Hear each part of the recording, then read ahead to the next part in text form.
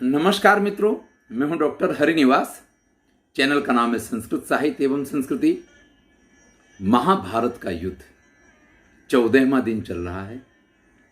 आप भी कहेंगे कि 14वां दिन का युद्ध तो हाँ, अभी तो दोपहर हुई, अभी तो शाम तक ये युद्ध चलेगा। और यहां आपको हर उस योद्धा का पराक्रम देखने को मिलेगा जो महाभारत के युद्ध का वास्तव में पराक्रमी होता है। बाकी तो भीड़ है, वो तो छटती रहेगी। सात्यकी को महाराज युधिष्ठिर ने आज्ञा दी है कि जाओ, जहां श्री कृष्ण और अर्जुन हैं उनके समाचार लेकर के वापस आना है, नहीं तो उनकी मदद के लिए जाओ। सात्यकी ने प्रस्थान किया। कल हमने सुना कि सबसे पहले, जैसा कि हमें पता है, शकट व्यूह के मुख्य द्वार पे उनका सामना गुरु द्रोणाचार्य के साथ हो जाता है। और गुरु द्रोणाचार्य जब उनसे ये कहते हैं कि अरे तुम्हारे गुरु भी कायर की तरह भाग गए, तो अगर आज तुम रणभूमि में बने रहे तो ये तुम्हारा अंतिम दिन होगा। तब सात्यकी कहते हैं ये तो बहुत अच्छी बात है कि आपने हमारा मार्गदर्शन कर दिया। और सात्यकी भी अर्जुन की तरह द्रोणाचार्य की परिक्रमा करके और सारथी को कहते हैं कि धीरे से निकल चलो। द्रोणाचार्य को पार करके जैसे ही उनका रथ आगे बढ़ता है, द्रोणाचार्य पीछे पीछे दौड़े हैं और इन्होंने अपने सारथी से कहा ये जो कर्ण वाली सेना का भाग है ना, इस भाग से हम अंदर चलेंगे। देखिए, ये योद्धाओं की विशेषता हुआ करती थी, वो ये देख लेते थे कि कहां से अंदर प्रवेश करना। देखिए, कर्ण की सेना है यहां, कर्ण तो वहां जयद्रथ की रक्षा में नियुक्त है, कर्ण यहां पे विद्यमान नहीं है, यहां सिर्फ कर्ण की सेना है। तो जो महान योद्धा हुआ करते थे वो इस चीज का अंदाज कर लिया करते थे कि यहां से जाया जा सकता है। तो कर्ण की सेना जहां खड़ी है वहां से जैसे ही प्रवेश करते हैं, प्रविष्टे युधाने तु सैनिकेषु द्रुतेषु चा अमरसी कृतवर्मा तु सात्यकीम पर्यवारयत्। तो आपको मालूम है, वहां तो सात्यकी के सामने सबसे पहला सामना कृतवर्मा से हो जाने वाला है। यही अर्जुन के साथ हुआ था। सात्यकी के सामने कृतवर्मा आ जाते हैं और कृतवर्मा के साथ सात्यकी का यहां भयंकर युद्ध होता है। दोनों ही द्वारका के निवासी हैं, दोनों ही कृष्ण के, आप ये कह सकते हैं कि दाहिना हाथ एक बायां हाथ है, इस प्रकार के योद्धा हैं ये दोनों। अत्यंत पराक्रम के साथ कृतवर्मा सात्यकी के धनुष को काट देते हैं। सात्यकी तुरंत ही एक शक्ति का प्रयोग करते हैं और वो शक्ति कृतवर्मा तक पहुंचे उससे पहले कृतवर्मा उस शक्ति के दो टुकड़े कर देते हैं। इधर कृतवर्मा शक्ति के चक्कर में पड़े और यही तो सात्यकी को चाहिए था। उन्होंने दूसरा धनुष उठाया है और दूसरा धनुष उठा करके भल्ल नाम का बाण उस पर चढ़ा करके और कृतवर्मा के सारथी का सिर काट दिया। जैसे सारथी का सिर कटा, कृतवर्मा जब तक घोड़ों को अपने काबू में करें तब तक सात्यकी के पास एक मौका मिल गया और सात्यकी कृतवर्मा को पीछे छोड़ करके और उस सेना के अंदर प्रविष्ट हो जाते हैं। सात्यकी के पीछे पीछे भीम चले आ रहे थे क्योंकि गुरु द्रोणाचार्य ने मुख्य द्वार छोड़ दिया। गुरु द्रोणाचार्य सात्यकी के पीछे दौड़े हैं। ध्यान दीजिएगा, हमने कहा था कि गुरु द्रोणाचार्य की परिक्रमा करके सात्यकी भागे और गुरु द्रोणाचार्य सात्यकी के पीछे दौड़े हैं। तो मुख्य द्वार पे इस समय गुरु द्रोणाचार्य नहीं है, इसलिए भीम भी वहां तक आकर के पहुंच गए हैं। लेकिन भीम और बाकी के पांडव जो उस जगह तक आकर के पहुंचे हैं, सात्यकी तो अंदर गया लेकिन कृतवर्मा ने वहां पे भीम को रोक दिया है। और फिर द्रोणाचार्य समासाद्य तु हार्दिक्यम रथानाम प्रवरम रथम, तुम यहां पे विद्यमान रहो, तुम थोड़ी देर इस मोर्चे को संभालो, मैं इस सात्यकी का पीछा करके सात्यकी को रोक रहा हूं। अब गुरु द्रोणाचार्य ने इस प्रकार की जब आज्ञा दी तो अब आप ये समझ लीजिए कि मुख्य द्वार जो बन गया है, कृतवर्मा जहां खड़े हैं वो मुख्य द्वार बन गया है। वहां पे भीमसेन, शिखंडी और कितने सारे योद्धा जो हैं वो कृतवर्मा के ऊपर आक्रमण कर देते हैं क्योंकि मुख्य द्वार से अंदर आ गए हैं। अब वो सकट द्वार, जो मुख्य द्वार जहां द्रोणाचार्य कर रहे थे, वो तो है नहीं। और ऐसी स्थिति में ये सभी पांडव आकर के कृतवर्मा के साथ युद्ध करने लग जाते हैं। इधर धृतराष्ट्र जब इस पूरी कथा को सुनते हैं तो उनको बड़ी पीड़ा हो रही है। वो संजय से कहते हैं कि मेरी सेना का एक एक योद्धा हमने चुन चुन के उसकी भर्ती की है, ना किसी को किसी मोहबस रखा गया है, ना किसी को किसी की सिफारिश की वजह से रखा गया है। एक एक योद्धा को जांच पड़ताल करके और उसके पराक्रम को देख देख करके, जैसा अभी भी भर्ती में होता है।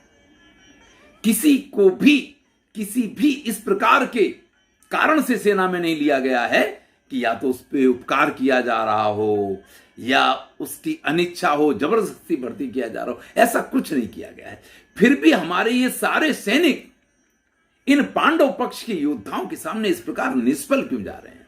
और इस रणभूमि में, युद्ध में जिनको भी शामिल किया गया है, किसी को भी जबरदस्ती शामिल नहीं किया गया है।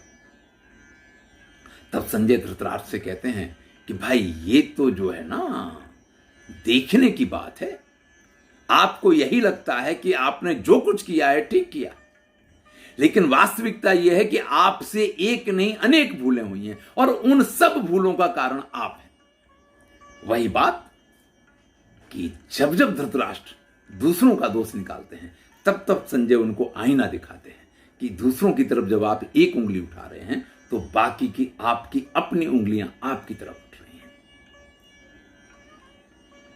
सात्यकी तो अंदर प्रवेश कर जाते हैं, लेकिन भीम, शिखंडी और जितने योद्धा हैं कौरव पक्ष के, वो वहां करके पहुंचे हैं और कृतवर्मा उन सब के साथ भयंकर युद्ध करता है। भीमसेन की तो दुर्दशा कर दी है।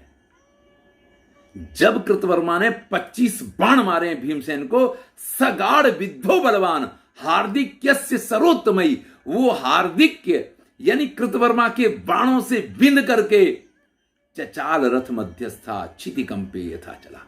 जैसे धरती कांपने पे पर्वत कांप उठते हैं, इस प्रकार से विशालकाय भीमसेन कांप के अपने रथ के ऊपर बेहोश होकर के गिर गए। जब उनको दोबारा से होश आया तो वो भी शक्ति का प्रयोग करते हैं। शक्ति बड़ी भयंकर, एक तो भीमसेन के हाथ से चलाई गई, जिसके पास शक्ति को चलाने की सबसे अधिक शक्ति अगर इस रणभूमि में किसी के पास है तो आप मान सकते हैं कि वो भीम के पास है। लेकिन कृतवर्मा इतने महान योद्धा हैं, द्वाभ्याम सराभ्याम हार्दिक्यो निज घाने द्विधा तदा, उसके 2 टुकड़े कर दिए।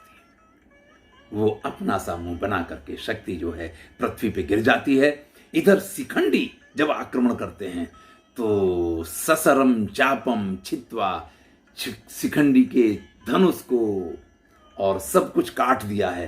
तब शिखंडी ने उठा करके तलवार, मतलब तलवार हाथ में पकड़ के चलाई जाती है, लेकिन शिखंडी ने उस तलवार को फेंक के हार्दिक्य के ऊपर यानी कृतवर्मा के ऊपर प्रहार किया है, जिसने कृतवर्मा के धनुष को काट दिया। धनुष चिच्छेद समरे।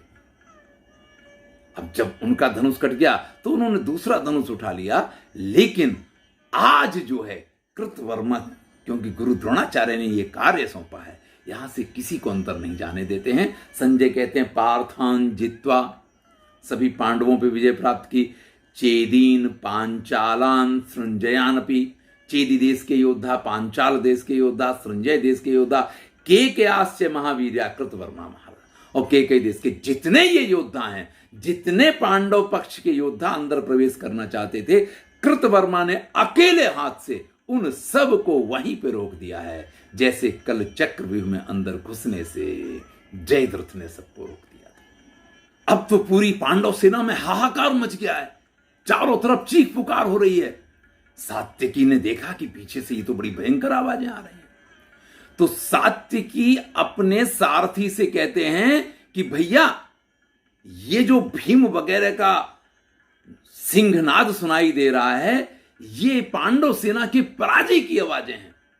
अब अर्जुन ने एक कार्य ये भी सौंपा था, कहीं ऐसा ना हो जाए मैं वहां से निकलूं और जो हमारे गुरु कह के गए थे वो काम बिगड़ जाए। इसलिए वो कहते हैं कि पहले इस रथ को वापस मोड़ करके कृतवर्मा के पास लेके चलो। एनम जित्वा पुनः सूते यास्यामि विजयम प्रति, जब मैं इस कृतवर्मा को परास्त कर दूंगा तभी मैं विजय के लिए आगे बढ़ूंगा। और इतना कह करके अपने सारथी से सात्यकी ने अपने रथ को वापस मुड़वाया है। और फिर वहां पहुंचते ही 4 ऐसे बाण मारे हैं कि जिन बाणों से जो कृतवर्मा अभी तक महान योद्धा की तरह युद्ध कर रहा था उसके धनुष को काट दिया है, उसके घोड़ों को मार दिया है, और जो उसकी पृष्ठ रक्षक थे उनको भी मार दिया है सात्यकी ने, और उसके सारथी के सिर को फिर से काट दिया है। देखिए, ये हमारे यहाँ कुछ जो हमारे मित्र सुनने वाले हैं वो हमेशा प्रश्न खड़ा करते हैं किसी भी बात को लेकर के, तो मुझे और कुछ सावधानी के साथ इस कथा को प्रस्तुत करना चाहिए, ऐसा मुझे लगता है। और ये मेरे लिए आनंद का विषय है कि जो लोग इसको सुनते हैं ध्यान से पूरी कथा को अगर वो सुनते हैं तो यहां पे यही रणभूमि की विशेषता होती है कि अगर एक सारथी मर गया तो उसके लिए दूसरा सारथी तैयार रहता था। फिर ये नहीं है कि वो योद्धा पूरे दिन बिना सारथी के युद्ध करेगा। तो इतनी देर में तो कृतवर्मा के रथ पे दूसरा सारथी आ गया। आप देखेंगे आगे चल के कि गुरु द्रोणाचार्य के रथ तोड़ दिए जाएंगे। तो एक रथ, उसके घोड़े मार दिए गए, रथ को तोड़ दिया गया, तो बिल्कुल वैसी ही डिजाइन का और वैसे ही रंग के और वैसे ही शक्तिशाली घोड़े जुते हुए दूसरा रथ उनके लिए आएगा। ये सारी व्यवस्थाएं वहां रणभूमि में पहले से थी। इस प्रकार से कृतवर्मा को परास्त करके सात्यकी फिर से वापस अपने रथ को लौटाते हैं। इसका लाभ इतना हो गया कि जो पांडवों की सेना का विनाश हो रहा था वो पूरा सेना का विनाश रुक गया। लेकिन जैसे ही अंदर की तरफ वापस मुड़ते हैं, द्रोणानीकस्य सव्यतः, वो अपने सारथी से कहते हैं कि देखो सामने द्रोणाचार्य की सेना खड़ी है और उसकी बाईं तरफ जो बहुत बड़ी विशाल हाथियों की सेना है, रुक्म रथ जिसके आगे खड़ा हुआ है, उस सेना की तरफ लेके चलो। यानी बहुत बड़ी सेना, वहां द्रोणाचार्य भी आगे जाकर के पहुंच गए हैं। लेकिन सात्यकी ये देखते हैं कि हम द्रोणाचार्य की तरफ से जाएंगे तो भैया फंस जाएंगे। फिर उन गुरु श्रेष्ठ के साथ, ये तो हमारे गुरु के गुरु, गुरु नाम गुरु हैं, तो इनके साथ फिर युद्ध का नंबर आ जाएगा। तो सात्यकी उसकी बजाय जो बहुत विशालकाय हाथियों की सेना खड़ी हुई है, रुक्म रथ जिस सेना के सेनापति हैं, अपने सारथी से कहते हैं कि भाई इस सेना की तरफ लेके चलो। गुरु द्रोणाचार्य खड़े खड़े देखते रह जाएं। त्रिगर्तै से योत्स्यामि भरद्वाजास्य पश्यता, उनके देखते देखते मैं इस त्रिगर्त देश की सेना को परास्त करके और इसके अंदर से अंदर प्रवेश कर जाऊंगा। देखिए, अपना मार्ग तो ढूंढना पड़ेगा अगर आपको आगे जाना है। और इस प्रकार से उस जो हस्ती सेना है उसके ऊपर सात्यकी आक्रमण कर देते हैं। फिर तो क्या है, शीर्ण दंता, किसी का दांत टूट गया है, भिन्न मस्तक पिंड का, बड़े बड़े विशालकाय मस्तक किसी हाथी का कट के गिर गया है, किसी की लंबी सी सूंड कट के गिरी है, किसी का पैर कट गया है और वो एक तरफ पड़ा हुआ है। इस प्रकार से हाथी के महावतों को, हाथी पे बैठे हुए राजाओं को, राजकुमारों को, हजारों योद्धाओं का वहां विनाश किया है सात्यकी ने। पूरी उस नागम निवारितम दृष्ट्वा सैन्य यस्य सर्वोत्तमे अक्रुध्यत रणे राजन जलसंगो महाबला। तब जलसंग नाम का एक महान योद्धा है, वो देखता है कि हमारी पूरी इस हस्ती सेना का ये सात्यकी विनाश कर रहा है, तो सात्यकी के ऊपर आक्रमण कर देता है। पराक्रमी योद्धा है। सात्यकिम छिन्न धन्वन, सबसे पहले वो सात्यकी के धनुष को काट देता है और 5 बाण सात्यकी की छाती में ऐसे मारे हैं जो सात्यकी के कवच को छेद करके और शरीर के अंदर प्रवेश कर जाते हैं। तब सात्यकी दूसरा धनुष उठा करके और जहां से उसने अपना धनुष पकड़ा है उस मुष्टि प्रदेश में ऐसा क्षुरप्र नाम का बाण मारते हैं जिससे उसका धनुष तो कटता है, साथ में उसका हाथ भी घायल होता है। तब वो जलसंध तोमर उठा करके और तोमर से आक्रमण करता है। जिस हाथ में उसने तोमर उठाया था, बाएं हाथ में तोमर उठा रखा था, सात्यकी ने उस बाएं हाथ को उसके शरीर से काट के अलग कर दिया है। अब तो एक हाथ बचा है, तलवार उठा करके और वो जलसंग सात्यकी के ऊपर तलवार का इस प्रकार से प्रहार करता है कि सात्यकी का धनुष फिर से कट जाता है। सैन्य यस्य धनिच्छित्वा सा खड्गो न्यपतत महिम। अब तलवार तो कोई ऐसी चीज है नहीं कि ब्रह्मास्त्र जो वो शत्रु का विनाश करेगा। उसने तो धनुष को काट दिया, तलवार तो पृथ्वी पे गिर गई। लेकिन सात्यकी ने दूसरा धनुष उठाया है और फिर वो जो दूसरा हाथ सीधा हाथ था जलसंग का, उसको भी काट दिया है। फिर एक बाण मार के, अब तो सामने वाला योद्धा करीब क्या सकता है, छुरेणास्य तृतीय ने तीसरा क्षुरप्र नाम का बाण लिया है और उस जलसंध के सिर को काट करके अलग कर दिया है।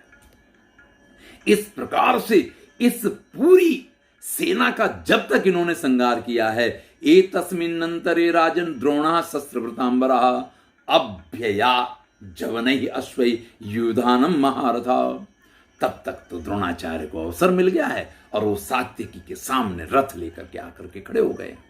इधर गुरु द्रोणाचार्य अकेले आकर के खड़े नहीं हुए, द्रोणाचार्य के साथ वहां पे विकर्णश्चे, दुर्मुखो, दुशासनो, चित्रसेना, दुर्योधन, ये समस्त योद्धा आकर के वहां पे सात्यकी के ऊपर आक्रमण कर देते हैं।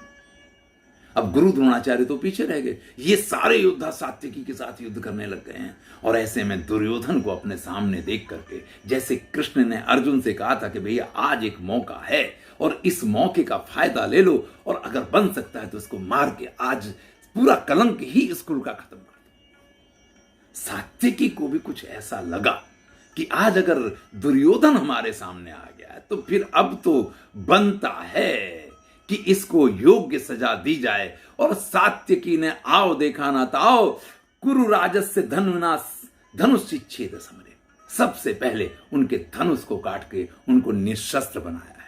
दूसरा धनुष उठा करके दुर्योधन भी पराक्रमी योद्धा है, वो आक्रमण करता है। पण गृहं संश्चास्य चिच्छेदे कारमुकम रिपुभीषण नागम मणिमयम चैवे शरीर ध्वजन। सात्यकी के पराक्रम के सामने दुर्योधन की कुछ नहीं चलती है। सात्यकी फिर से उनके धनुष को काट देते हैं और जिसके ऊपर नाग बना हुआ है वो उनके ध्वज को भी काट के नीचे गिरा देते हैं। 4 बाण मार करके उनके चारों घोड़ों को मार दिया है और सारथिम पातयामासे क्षुरप्रेण महायसा, और क्षुरप्र नाम का बाण मार करके सारथी की गर्दन भी धड़ से अलग कर दी है। इस प्रकार से निशस्त्र निस्सहाय विरत हुआ दुर्योधन जो है, प्राद्रवत सहसा राजन पुत्रो दुर्योधनस्तव, आपका पुत्र दुर्योधन ऐसी स्थिति में रणभूमि से वहां से भाग खड़ा। अब दुर्योधन जब भागता है तो आप समझ सकते हैं उसके जितने भाई और जो लोग उसकी सहायता के साथ वहां युद्ध कर रहे थे वो सब के सब वहां से भाग खड़े होते हैं। ऐसे में सोने के रथ पे बैठ करके फिर से कृतवर्मा दुर्योधन का साथ देने के लिए आया था, वो फिर से सात्यकी के सामने खड़ा हो गया है। लेकिन इस समय सात्यकी को अब जल्दबाजी है कि कब वो अर्जुन के पास पहुंचे, क्योंकि जिस कार्य के लिए निकले हैं उस कार्य में बड़ा व्यवधान हो रहा है। इसलिए 63 चतुरो स्वान शब्द भी सारथिम तथा 63 बाण घोड़ों को मारे हैं और 7 बाणों से सारथी को बींध दिया है। फिर कृतवर्मा को बींध करके ससरम धनमुत्सृज्य न्यपतत सिंधनोत्तमात्, इस बार कृतवर्मा को ऐसा बाण मारा है कि उसके हाथ में से धनुष कटता नहीं, छूट जाता है और वो बेहोश होकर के रथ पे से नीचे गिर पड़ता है। और तब सात्यकी इस प्रकार से दुर्योधन और कृतवर्मा दोनों को परास्त करके आगे प्रस्थान करते हैं। लेकिन आप समझ सकते हैं कि इसके आगे अभी तो गुरु द्रोणाचार्य खड़े हुए हैं, तो द्रोणाचार्य के साथ सात्यकी का जो युद्ध होता है इसको हम अगली वीडियो में देखेंगे। आनंद लीजिए इस युद्ध का आनंद। या तो आप महाभारत पढ़ के ले सकते हैं या आपको हमारे साथ लेना पड़ेगा। किसी सीरियल को देख करके आपको इस युद्ध का आनंद नहीं मिल सकता है। धन्यवाद। मैं हूं डॉक्टर।